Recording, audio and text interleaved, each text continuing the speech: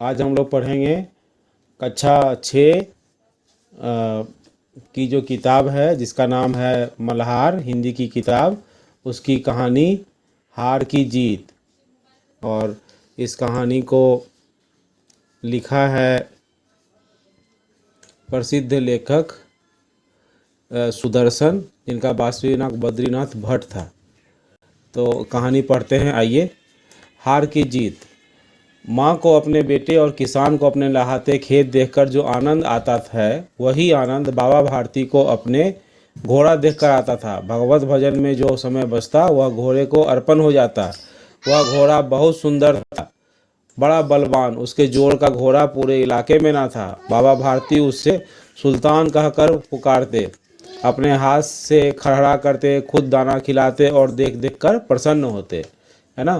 तो क्या करते बाबा भारती, उसको संगा करते, दाना भी खिलाते और देख देख कर बहुत प्रसन्न होते थे।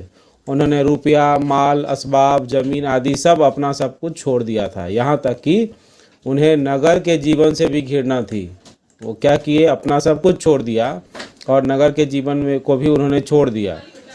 अब गांव से बाहर एक छोटे से मंदिर में रहते और भगवान का भजन करते।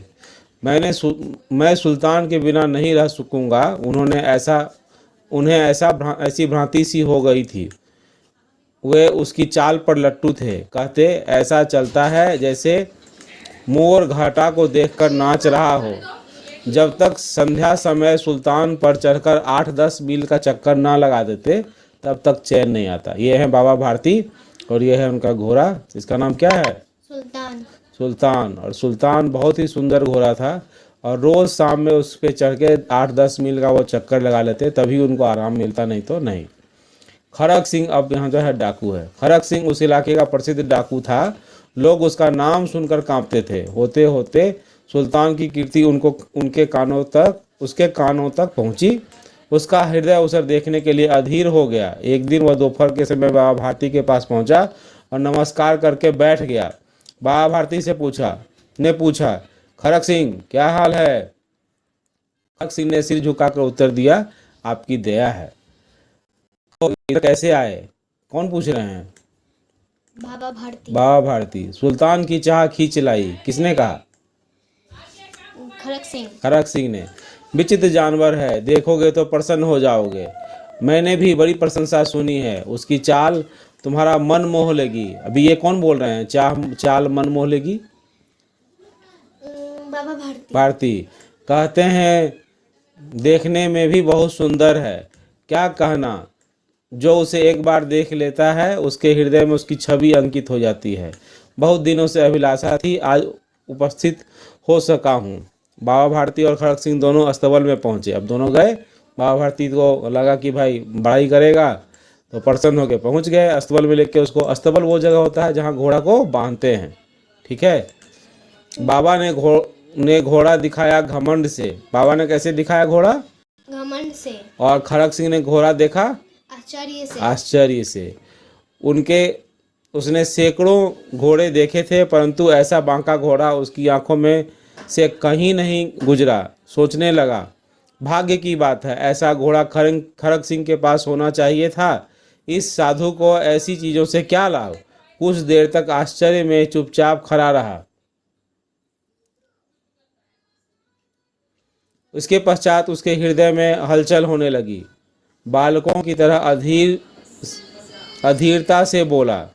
अधीरता मतलब उसको एकदम बर्दाश्त ही नहीं हो रहा था, ऐसा अधीर हो गया। परंतु बाबा जी, इसकी चाल ना देखी तो क्या। अब उसको देख तो लिया, अब उसको घोड़ा पे चढ़ने का मन कर गया। बाबा भारती भी मनुष्य ही थे। अपनी चीज़ की प्रसन्नता दूसरों के मुंह से सुनने के लिए उनका हृदय भी अधीर हो गया। घोड़े को खोलकर बाहर लाए और पीठ पर हाथ फेरने लगे, है ना। बाबा भारती क्या किए, उनको भी प्रसन्नता, भाई मनुष्य ही है, किसको प्रसन्नता पसंद नहीं है। वो घोड़ा को खोल के बाहर ले आए और हाथ फेरने लगे। एकाएक उचक्कर सवार हो गए। घोड़ा हवा से बातें करने लगा। उसकी चाल को देखकर खड़क सिंह के हृदय पर सांप लौट गया। सांप लौटना एक मुहावरा है, मतलब ऐसे कहते हैं ना कि चिढ़ जाना या फिर उससे ईर्ष्या होना, है ना। ईर्ष्या होना इसका मतलब होगा।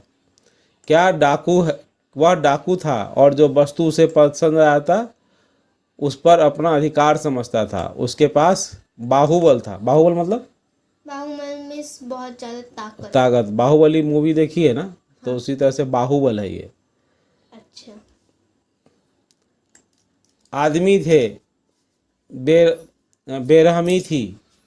जाते जाते उसने कहा, बाबा जी मैं यह घोड़ा आपके पास न रहने दूंगा। अब तो बोल दिया, उसको पसंद आ गया घोड़ा। बाबा जी को बोल दिया कि भाई अब घोड़ा तो रहने नहीं देंगे। बाबा भारती डर गए। अब उन्हें रात को नींद ना आती। सारी रात अस्तबल की रखवाली में कटने लगी। प्रति का भय लगा रहता, परंतु कई मास बीत गए, वह न आया। यहाँ तक कि बाबा भारती कुछ असावधान हो गए। इस भय को स्वप्न के भय की नाई मिथ्या समझने लगे। मतलब स्वप्न की भांति जो है ना, उनको लगा कि चलो हो सकता है नहीं आएगा, उनको लगा कि झूठी है, ऐसे बोल के चला गया। ठीक है, तो वो थोड़ा सा ऐसे अनमने से हो गए। अब उनको डर भी नहीं था, असावधान हो गए। संध्या का समय था। बाबा भारती सुल्तान की पीठ पर सवार होकर घूमने जा रहे थे। इस समय उनकी आंख में चमक थी, मुख पर प्रसन्नता। कभी घोड़े के शरीर को देखते, कभी उनके रंग को, और मन में फूले न समाते। फूले न समाते मतलब कि बहुत अंदर अंदर पूरा खुश हो रहे थे, है ना, कि भाई कितना अच्छा घोड़ा है, कितना बढ़िया रंग है, कितना बढ़िया चलता है ना, देख रहे थे। सहसा सहसा एक और आवाज आई, ओ बाबा इस कंगले की सुनते जाना। सहसा मतलब अचानक। अचानक से आवाज आई, है ना, ए बाबा एक कंगले की सुनते जाना। एक कंगला है ना, मतलब गरीब की सुनते जाना। क्या हुआ, आवाज में करुणा थी। करुणा मतलब ऐसे जैसे कहते हैं ना, दया की भावना से बाबा सुनते जाना, ऐसे, है ना। बाबा ने घोड़े को रोक दिया। देखा एक अपाहिज वृक्ष की छाया में पड़ा कराह रहा है। बोले, तुम्हें क्या कष्ट है। अपाहिज ने हाथ जोड़कर कहा, बाबा दुखियारा हूँ। दुखियारा मतलब एकदम दुखी हूँ, दीनहीन हूँ, है ना, मुझ पर दया करो। रामा वाला यहाँ से 3 मील है, मुझे वहाँ जाना है, घोड़े पर चढ़ा लो, परमात्मा भला करेगा। अब वो रिक्वेस्ट करने लगा कि भाई हम तो चढ़ नहीं पाएंगे, जा नहीं पाएंगे, और अपाहिज हैं, तो हमको घोड़ा पे बैठा दीजिए, 3 किलोमीटर दूर ही है, छोड़ दीजिएगा। वहाँ तुम्हारा कौन है। दुर्गा दत्त वैद्य का नाम आपने सुना होगा, मैं उसका सौतेला भाई हूँ। अब वो बोल दिया, दुर्गा दत्त वैद्य का मैं सौतेला भाई हूँ। बाबा भारती ने घोड़े से उतरकर अपाहिज को घोड़े पर सवार किया और स्वयं उसकी लगाम पकड़कर धीरे धीरे चलने लगे। सहसा उन्हें एक झटका सा लगा और लगाम हाथ से छूट गई। अचानक से उनको झटका लगा, लगाम छूट गई। लगाम क्या होता है, वो जो घोड़े के आगे ऐसे रस्सी बंधा रहता है ना, उसको लगाम कहते हैं। देखो यहाँ पे लगाम पकड़े हैं ना बाबा भारती, तो इस पे बैठा और लगाम अचानक से छूट गई। उनके आश्चर्य का ठिकाना ना रहा जब उन्होंने देखा कि अपाहिज घोड़े की पीठ पर तन कर बैठा है और घोड़ा को दौड़ाए लिए जा रहा है। उनके मुंह से भय, विस्मय और निराशा से मिली हुई चीख निकल गई। वह अपाहिज डाकू खड़क सिंह था ना। बहुत दिनों के बाद अचानक से घात लगा के बैठा और बाबा को छल से जो है घोड़े पे बैठ गया, बाबा के घोड़े पे। अब वो लगाम पकड़ लिया, घोड़ा चलाने लगा। बाबा भारती कुछ देर तक चुप रहे। कुछ समय पश्चात किंतु निश्चय करके पूरे बल से चिल्लाकर बोले, जरा ठहर जाओ। खड़क सिंह ने आवाज़ सुनकर घोड़ा रोक दिया। उनकी गर्दन पर प्यार से हाथ फेरते हुए कहा, बाबा जी यह घोड़ा अब ना दूंगा। पसंद तो आ ही गया था, हाथ फेरते हुए बोला, परंतु एक बात सुनते जाओ। खड़क सिंह ठहर गया। बाबा भारती ने निकट जाकर उसकी ओर ऐसी आंखों से देखा जैसे बकरा कसाई की ओर देखता है और कहता है, यह घोड़ा तुम्हारा हो चुका है। मैं तुझसे इसे वापस लेने करने के लिए नहीं कहूँगा, परंतु खड़क सिंह केवल एक प्रार्थना करता हूँ, इसे अस्वीकार ना करना। अस्वीकार ना करना मतलब कहीं फैलाना मत। नहीं, अस्वीकार मतलब ऐसे बोलता है, मैंने उसको मान लेना, स्वीकार कर लेना, मान लेना, अस्वीकार मत करना, नहीं तो मेरा दिल टूट जाएगा। ये कौन कह रहे हैं, ये बाबा भारती। किससे, खड़क सिंह। खड़क सिंह से। बाबा जी आज्ञा कीजिए, मैं आपका दास हूँ, केवल यह घोड़ा ना दूंगा। सब कुछ करेगा लेकिन घोड़ा नहीं देगा, है ना। और बड़ी प्यार से बोल भी रहा है कि मैं आपका दास हूँ। अब घोड़े का नाम ना लो, मैं तुमसे इस विषय पर कुछ ना कहूँगा। मेरी प्रार्थना केवल यह है कि इस घटना को किसी के सामने प्रकट ना करना। ये कौन बोल रहे हैं, बाबा भारती बोल रहे हैं। अब उनको लग रहा है कितना प्यारा घोड़ा है, अब ले ही जा रहा है तो ठीक है, लेकिन किसी को बोलना मत भाई। खड़क सिंह के मुंह से मुख आश्चर्य से खुला रह गया। उसे लगा था कि उसे घोड़े को लेकर यहाँ से भागना पड़ेगा, परंतु बाबा भारती ने स्वयं उसे कहा कि इस घटना को किसी के सामने प्रकट ना करना। देखो यहाँ बाबा भारती खड़े हैं और जो खड़क सिंह है वो यहाँ बैठा है घोड़े पे, एकदम तन के बैठ गया है, लगाम हाथ में पकड़ लिया है ना। इससे क्या प्रयोजन सिद्ध हो सकता है। खड़क सिंह ने सोचा, बहुत सिर मारा, परंतु कुछ समझ ना आया। अब उसको लगा कि इसका क्यों बोले हमको कि किसी को बोलना मत, है ना, इसे क्या बाबा का क्या मतलब होगा, उसको समझ में नहीं आ रहा है ना। बहुत सिर मारना मतलब इसे सोचना, विचार करना। हार कर उसने अपनी आंख बाबा भारती के मुख पर गाड़ दी और पूछा, बाबा जी, इसमें आपको क्या डर है? सुनकर बाबा भारती ने उत्तर दिया, लोगों को यदि इस घटना का पता चला तो वे किसी गरीब पर विश्वास ना करेंगे। कितना बड़ा बात बोले कि गरीब पर विश्वास करके उसको घोड़ा पे बैठाए थे ना, और फिर वो क्या किया, अचानक से लगाम पकड़ के घोड़ा पकड़ लिया। तो कहे कि किसी को मत बोलना, नहीं तो लोग गरीब पर विश्वास करना बंद कर देंगे, दुनिया से विश्वास उठ जाएगा। यह कहते कहते उन्होंने सुल्तान की ओर इस तरह मुंह मोड़ लिया जैसे उससे कभी कोई संबंध ही ना रहा हो, है ना। सुल्तान की तरफ देखे भी नहीं, ऐसे मुड़ गए। बाबा भारती चले गए, परंतु उनके शब्द खड़क सिंह के कानों में उसी प्रकार गूंज रहे थे।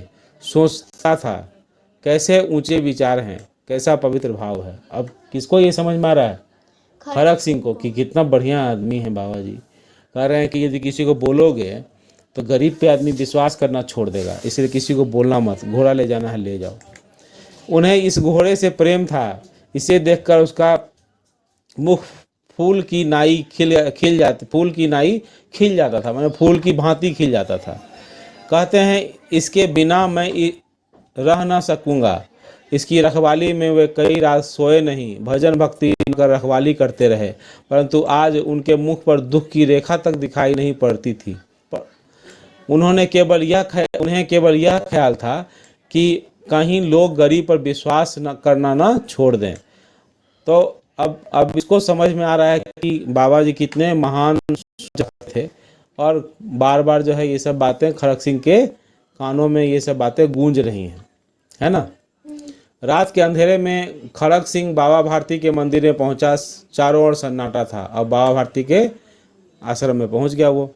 आकाश में तारे टिमटिमा रहे थे। थोड़ी दूर पर गांवों में के कुत्ते भौंक रहे थे। मंदिर के अंदर कोई शब्द सुनाई न दे रहा था। खड़क सिंह सुल्तान की बाग पकड़े हुए था। वह धीरे धीरे अस्तबल के फाटक तक पहुंच गया, है ना। फाटक खुला पड़ा था। किसी समय वहां बाबा भारती स्वयं लाठी लेकर बढ़ा देते थे, परंतु आज उन्हें किसी चोरी, किसी डाके का भय नहीं था। अब है ही नहीं अस्तबल में घोड़ा, तो कौन उसको गेट लगाए, रखवाली करे, ऐसे ही खुला पड़ा था, है ना।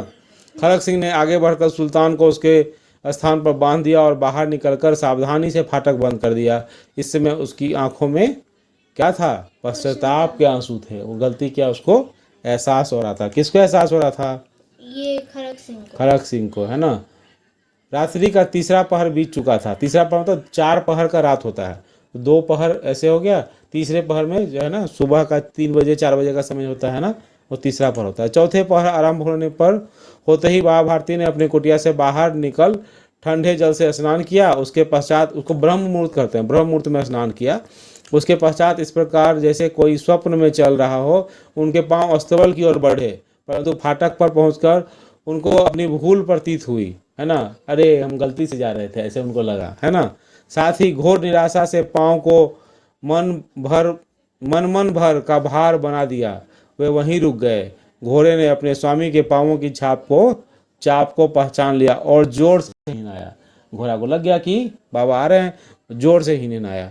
अब बाबा भारती आश्चर्य और प्रसन्नता से दौड़ते हुए अंदर घुसे और अपने घोड़े के गले से लिपट कर इस प्रकार रोने लगे मानो कोई पिता बहुत दिन से बिछे पुत्र से मिल रहा हो। बार बार उसकी पीठ पर हाथ फेरते, बार बार उसके मुंह पर थपकियां देते और कहते, अब कोई गरीब की सहायता से मुंह ना मोड़ेगा, है ना। हो गया ना बदलाव। कौन बदल गया? खड़क सिंह बदल गया। खड़क सिंह बदल गया तो फिर वो लौटाया, तो इनको लगा कि नहीं सही बात है। और कोई गरीब की सहायता से अब मुंह नहीं मोड़ेगा। थोड़ी देर के बाद वह अस्तबल के बाहर निकले। उनकी आंखों में आंसू से आंसू बह रहे थे। ये आंसू उसी भूमि पर ठीक उसी जगह गिर रहे थे जहां बाहर निकलने के बाद खड़क सिंह खड़ा होकर रोया था। दोनों के आंसू का उस भूमि की मिट्टी पर परस्पर मेल हो गया, है ना। जब पश्चाताप के आंसू बहने लगे थे खड़क सिंह को, वो भी बाहर निकल के रोया था तो मिट्टी पे गिरा, और बाबा भारती भी जब वहाँ निकले तो खुशी के आंसू थे, तो उसी धरती पे गिरे तो दोनों के आंसू का परस्पर मेल हो गया। इस तरीके से ये मेल मतलब मिल गया, दोनों मिल गया। इसको लिखे हैं सुदर्शन, और बहुत सुंदर सी ये कहानी है। ये है सुदर्शन, है ना। लेखक का परिचय में कहता है यह कहानी हिंदी की प्रसिद्ध कहानियों में से एक है, और इसे हिंदी के प्रसिद्ध लेखक सुदर्शन ने लिखा है। सुदर्शन का वास्तविक नाम बद्रीनाथ भट्ट था। उन्होंने पहली किताब तब लिखी थी जब वे आप ही की तरह छठी क्लास में पढ़ते थे। सोचो कितने होनहार थे, छठी क्लास में ही बुक लिखे। सुदर्शन ने कहानियों के अतिरिक्त कविताएं, लेख, नाटक और उपन्यास भी लिखे। इसके अलावा उन्होंने अनेकों फिल्मों की पटकथा और गीत भी लिखे। बहुत सारे फिल्म का वो स्टोरी लिखे और गीत भी लिखे। ठीक है, इस तरीके से ये पाठ होता है ख़त्म। धन्यवाद।